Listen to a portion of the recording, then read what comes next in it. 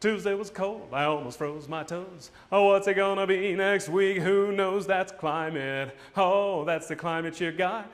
You take a bunch of weather and you average it together and you're doing the climate rock.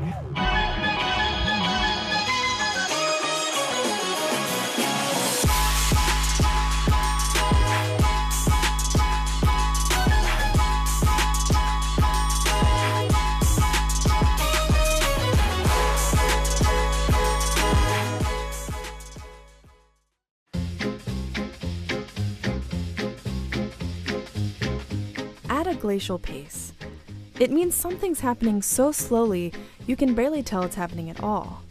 That used to describe the very incremental movement glaciers and ice sheets experienced each year. But now that's changing.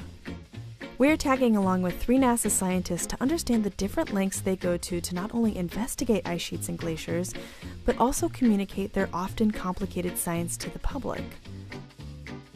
First, let's get oriented. Ice sheets, in pink, pretty much occur in only 2 places, Antarctica and Greenland. Glaciers, in yellow, play a key role draining melt off the ice sheet. Glaciers are also found in the high mountains, but we'll get to those in another episode. So we know that something's happening in Greenland right now that's unprecedented in the last several thousand years. That's Dr. Josh Willis, oceanographer at the Jet Propulsion Laboratory. Josh and his team are tackling one of the major environmental challenges of the 21st century, trying to answer fundamental questions about how melting glaciers impact sea level rise. With my mission, Oceans Melting Greenland, or OMG for short, we're trying to understand just how much of Greenland's melt is caused by the oceans.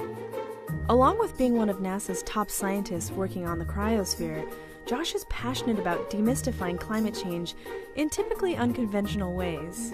I think by reaching out to people with a little bit of humor, a little bit of fun, maybe a song, you really have the opportunity to help people understand and come to terms with what we're doing to our planet. Because it's definitely happening and it's definitely a big deal, and we need to start preparing for it.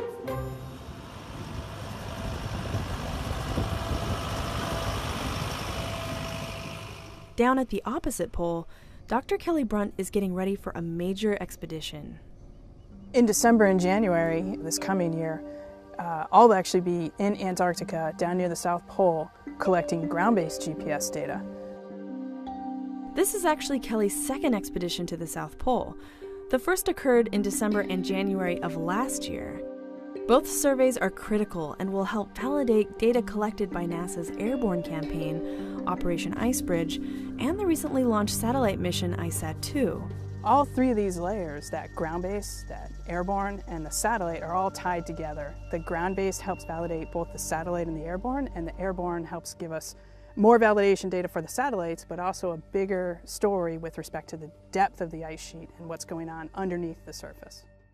While some scientists are taking measurements in the field, others are looking for answers in physics and lines of code. For me, those projections that we are doing, they do have a very personal meaning.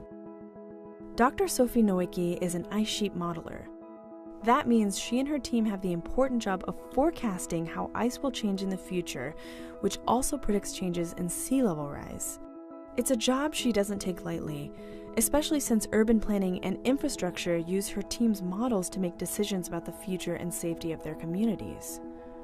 When we make those projections that are 100 years in the future, 100 years can seem so far away, like I don't have to worry about it, it's just too far. But actually they are not. It's really like the future that we are looking at that our children or grandchildren will see to experience. Whether it's learning to communicate in new ways, traversing a swath of Antarctica in a massive piston bully, or taking responsibility for an impactful climate forecast, our NASA explorers are pushing the limits of discovery every day. But on a very human level, they're people with families and friends who have a stake in finding out why and how the planet is changing as rapidly as it is.